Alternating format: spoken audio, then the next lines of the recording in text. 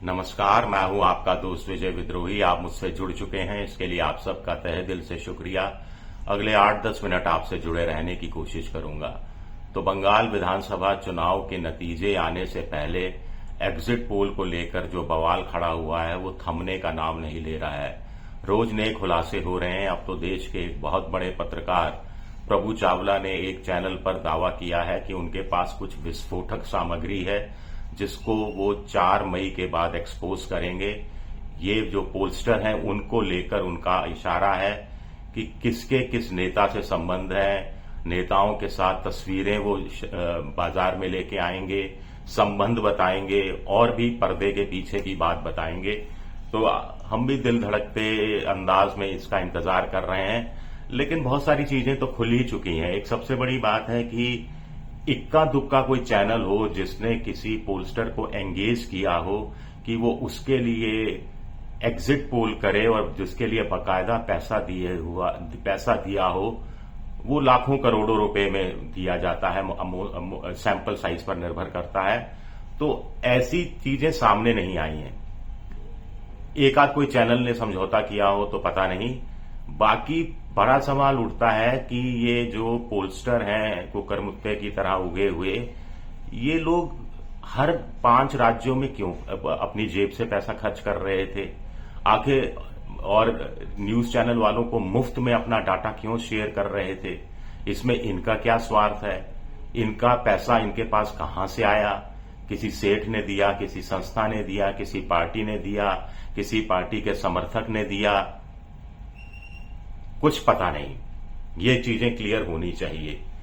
सबसे बड़ी बात है कि पुडुचेरी जैसा 30 विधानसभा सीटें हैं, उसके लिए भी सर्वे किया जा रहा था। जहां तक पैसा पार्टी की तरफ से देने का सवाल है, तो फिर एक ही पार्टी की तरफ इशारा किया जा सकता है जो 5 राज्यों में लड़ रही थी और मजबूती से 5 राज्यों में लड़ रही थी। मेरे कहने का मतलब है कि बंगाल में टीएमसी का संबंध तो सिर्फ बंगाल से था।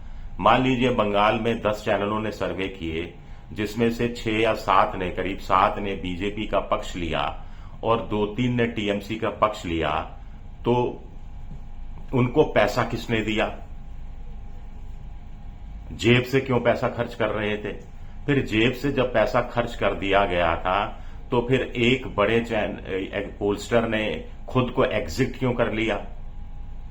कुछ लोग कहते हैं कि ये जो पोलस्टर हैं ये 2 चुनाव में कूदते हैं तो किसी ओपिनियन पोल से लेकर एग्जिट पोल तक का एक साथ ठेका ले लेते हैं और कोई ना कोई पॉलिटिकल पार्टी उनको ठेका देती है। तो 2 तरह का डाटा कलेक्ट होता है। एक डाटा जो असली डाटा होता है और उस पॉलिटिकल पार्टी को बता दिया जाता है जिसने उनको एंगेज किया और पैसा दिया है, और उस पॉलिटिकल पार्टी के कहने पर उस डाटा को मैनिपुलेट करके उस पार्टी को जिताने वाला डाटा बाजार में रिलीज कर दिया जाता है। क्योंकि कोई सवाल पूछने वाला नहीं है तो सबके पौ बारह है। सीएसडीएस लोक नीति ने खुद को अलग कर लिया, यशवंत देशमुख की संस्था सी वोटर ने खुद को अलग कर लिया, एक्सेस माई इंडिया ने खुद ही अलग कर लिया। तो ऐसा क्यों किया? ये भी बड़े सवाल उठ रहे हैं। अचानक क्या कोई प्रेशर था या नतीजे किसी एक पार्टी विशेष के मन माफिक नहीं आ रहे थे? नहीं आ रहे थे तो भी जारी करने में क्या दिक्कत है? 4 दिन अगर एग्जिट पोल में अगर आप झूठी वाहवाही लेते रहेंगे और एग्जैक्ट पोल में आप पिट जाएंगे तो 4 दिन में आप क्या हासिल कर पाएंगे? या फिर जिस दिन काउंटिंग होती है उस दिन तक अपने कार्यकर्ताओं का मनोबल बढ़ाने के लिए इतना पैसा खर्च किया जाना जरूरी हो गया है? खास तौर से पश्चिम बंगाल में जहां मोटे तौर पर माना जा रहा है कि 294 में से 50 सीटें बुरी तरह से उलझी हुई हैं और वो पोस्टल बैलेट उनका निर्धारण कर सकता है फ्यूचर, और पोस्टल बैलेट में ऊपर नीचे चीजें बहुत तेजी से होती हैं। अगर आपका एजेंट थोड़ा सा हल्का पड़ा तो बाकी लोग उस पर हावी हो जाते हैं, अपोजिशन के लोग। खैर, ये कुछ बड़े सवाल उठ रहे हैं। एक 2-3 मनोरंजक किस्से, जो सच्चे किस्से हैं, मैं सुनाता हूं। चैनल का नाम छुपा रहा हूं, संपादकों का नाम छुपा रहा हूं, पोस्टर का नाम छुपा रहा हूं। आप समझ सकते हैं छुपाना क्यों जरूरी है। क्योंकि मेरे पास ऑडियो में या वीडियो में तो कोई सबूत है नहीं। एक चैनल में एक सर्वे वाला पहुंचा सर्वे का नतीजा लेकर, पेंसिल से लिखा हुआ था अंतिम आंकड़ा। संपादक को आंकड़ा दिखाया और फिर वो मालिक के कमरे की तरफ बढ़े, तो संपादक ने आंकड़ा देखा और कहा कि अरे ये क्या कर दिया, आप तो ए को जिता रहे हैं लेकिन मालिक तो बी पार्टी के पक्ष में है। तो वो रबड़ लेके आए थे पोलस्टर, उन्होंने कहा ठीक है, रबड़ से पेंसिल से लिखा हुआ था अंतिम आंकड़ा, पूरा इधर उधर का ऊपर नीचे का गणित कौन देखता है, कौन समझता है। तो रबड़ से मिटाया और बी पार्टी को जिता दिया, मालिक खुश हो गए, पेमेंट तो फटाफट हो गया। एक यूपी के चुनाव का किस्सा सुनाता हूं, ये 2012 का है। एक चैनल ने एक प्रतिष्ठित कंपनी से सर्वे कराया। ये वो चुनाव है जिसमें अखिलेश यादव ने 403 सीटों में से शायद 220 या 223 सीटें, मेरे ख्याल से बहुमत था, 204 से ज्यादा सीटें थी और अपने दम पर सत्ता में आए थे। तो एक चैनल विशेष में जब डाटा पेश किया गया तो 190 प्लस सीटें दे रहा था। संपादक के पास मामला गया, संपादक ने कहा 190 प्लस, इसका मतलब अखिलेश तो जीत ही रहा है, प्लस माइनस 3-4% का थोड़ा कंजर्वेटिव होकर आंकड़ा दिया गया था। तो क्या किया जाए, दूसरे पक्ष को भी संतुष्ट करना है। उधर वो जो प्रतिष्ठित पोलस्टर था वो तैयार नहीं हुआ, उसने कहा नहीं मैं कैसे कम कर दूं, मैंने क्रॉस किया है, 2-3 बार क्रॉस चेक किया है।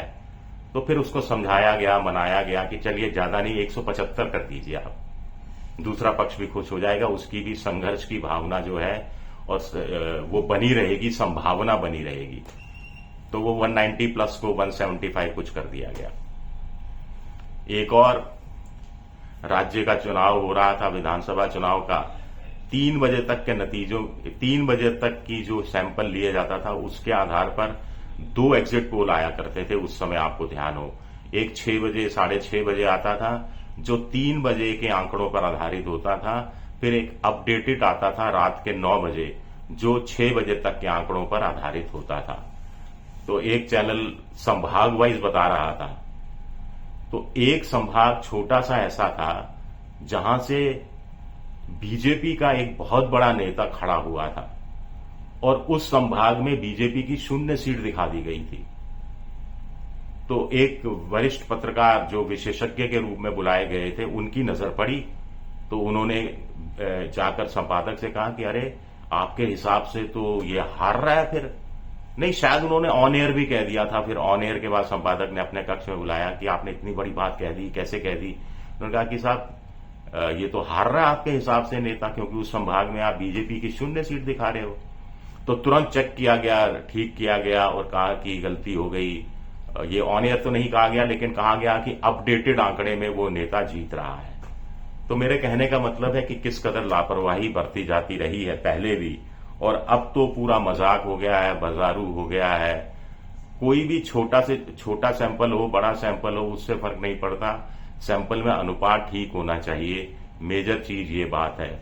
और दूसरी बात इसमें सबसे बड़ी बात है कि करोड़ों रुपया खर्च होता है, क्रेडिबिलिटी का भी सवाल उठता है।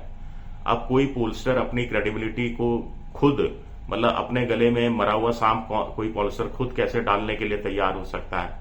अगर डालता है तो कोई ना कोई स्वार्थ है इसके पीछे, आप अंदाजा लगा सकते हैं। तो होना क्या चाहिए? मेरे ख्याल से होना यह चाहिए कि आगे से कोई भी पोलस्टर बताए कि उसका सैंपल साइज क्या है, उसने सैंपल साइज में अनुपात क्या है, यानी महिला वोटर कितने हैं, मुस्लिम वोटर कितने हैं, हिंदू वोटर कितने हैं, किस आयु समूह के कितना वोटर हैं, उनमें लिंग अनुपात क्या है। फिर ये भी बताएं कि बात फोन पे की गई या आमने सामने बैठ के की गई, वोट देने के बाद की गई या वोट देकर वोटर घर चला गया, घर जाकर की गई, ईमेल पर हुई की गई, व्हाट्सएप ग्रुप से की गई।